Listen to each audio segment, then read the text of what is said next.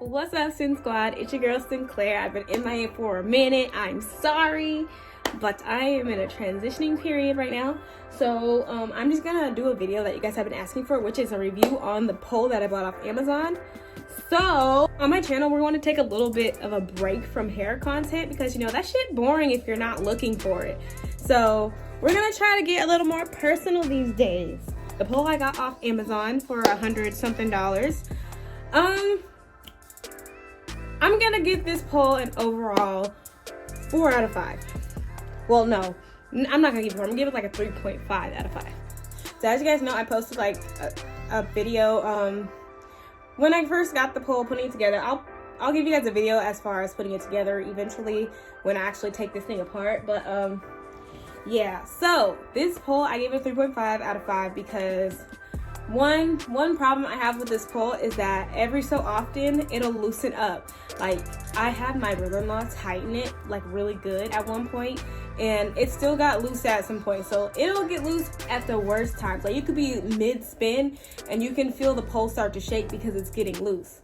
Like, you may not fall unless you're doing like one of those crazy like type of spins. If you're doing something simple, you can just hop down and like tighten it. But if I were to do like one of those more intricate tricks that have more weight flying around, then yeah, I could break something. I tighten it like every single time before I use it. I will tighten the pole like every time. And another thing, this is one of those poles that you can take and move to another location as long as there is a beam in the ceiling. I would not recommend getting this pole if you have a room that's just like dry sheet or whatever on the ceiling, because it'll put a hole in your ceiling. It really will. And one more thing about this pole is that I've addressed the part where it gets too loose. Now I'm addressing the part where it gets too tight.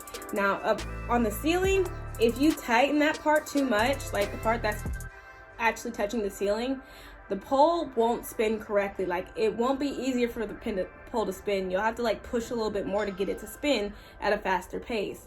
So every now and again, I might even have to loosen like the top of the pole. Like, I'll have to take the parts of the pole that are actually the pole and tighten those, but the part that's actually on the ceiling, I'll have to loosen it just a bit every now and again, because sometimes I tighten it too tight and it won't perform correctly.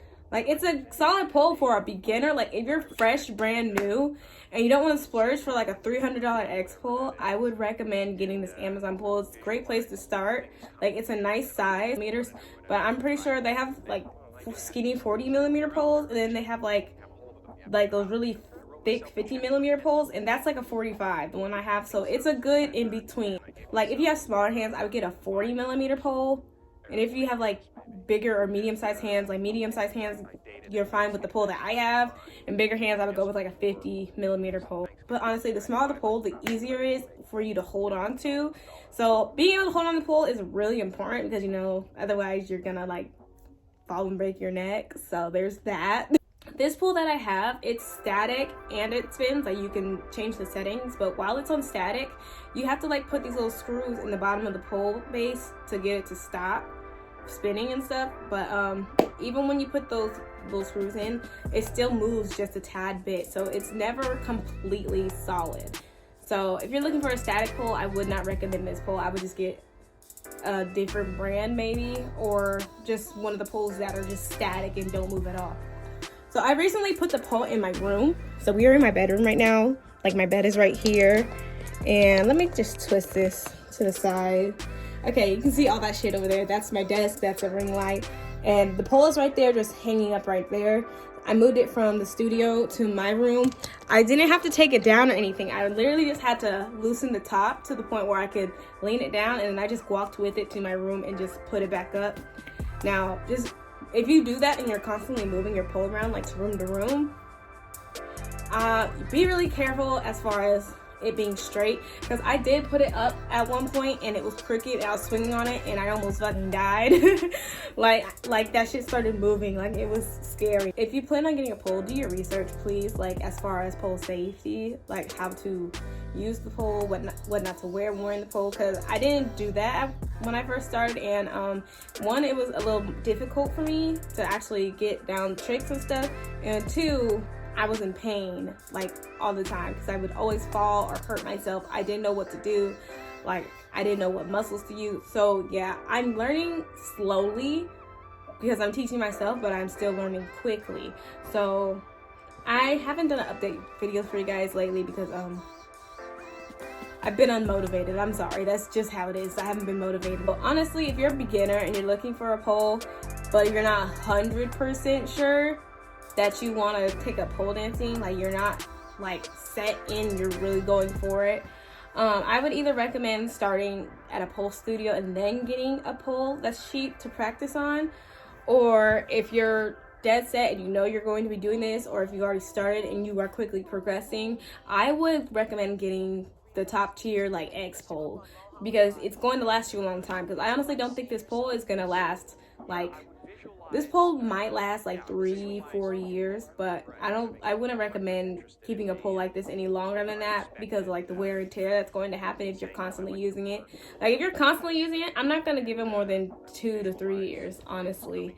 So yeah, it is only $100. Like, you get what you pay for, but if you want something for the long term, like I would recommend getting the X pole, which is like the nice expensive pole. Yeah, I just wanted to get that out the way, and I'm doing better with tricks and stuff. Honestly, if you guys, I told you guys I took up pole dancing to lose weight, and I haven't lost a single pound. I've actually gained about 5. I don't know. I can't stop eating. I learned that black thigh-high boots, like the latex ones, are very helpful in sticking to the pole, and it helps a lot with tricks because it does most of the work for you as far as holding you up. Because you guys know those rubber latex mini skirts that they got on Fashion Nova? It's like that texture, and that it sticks to stuff. So yeah, if you're a beginner, I would recommend getting some of those from Pleaser. They have them. They have those boots on Pleaser.com. They even have like the little ankle boots on Pleaser.com with the same texture. Those also help, but the thigh highs have the most grip because it's more coverage. So yeah, hopefully I will see you guys in my next video. I just wanted to give you guys that brief little rundown, and yeah, remind me to 1, do a takedown and a put up of this pole, and 2, do a pole trick update for you guys. I will try and get that done because, like I said, I am taking a break from hair and beauty and all that other shit, and we're just gonna try to branch out a little bit on this channel because it's been dry as fuck lately. But yeah, thank you guys so much for watching, and hopefully I'll see you in the next one. Bye.